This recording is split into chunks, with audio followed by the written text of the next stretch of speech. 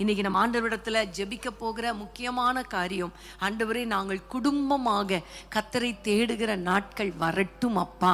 ஆண்டவரே நாங்கள் குடும்பமாக உம்மை நாங்கள் தேடணும் அப்பா என்று நம்ம எல்லாரும் ஆண்டவரை நோக்கி நம்ம ஜெபிக்க போகிறோம். ஏனென்றால் ஆண்டவர் சொல்லி இருக்கிறார், குடும்பத்தினரோடு, யூதா குடும்பத்தோடும் இஸ்ரவேல் குடும்பத்தோடும் நான் உடன்படிக்கை பண்ணுவேன்.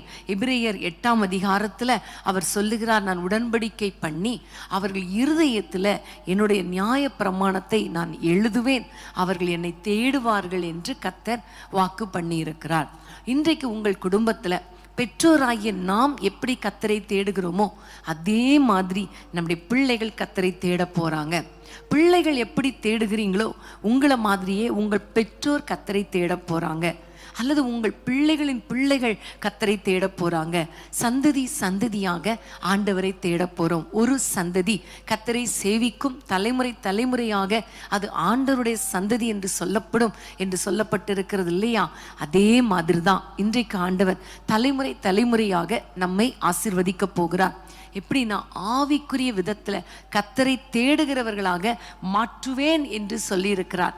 இந்த வாக்கு தத்தம், இந்த உடன்படிக்கை நம்முடைய வாழ்க்கையில நிறைவேறணும், நம்முடைய குடும்பத்துல நிறைவேறணும். நம்ம எல்லாம் ஜெபிக்கலாமா?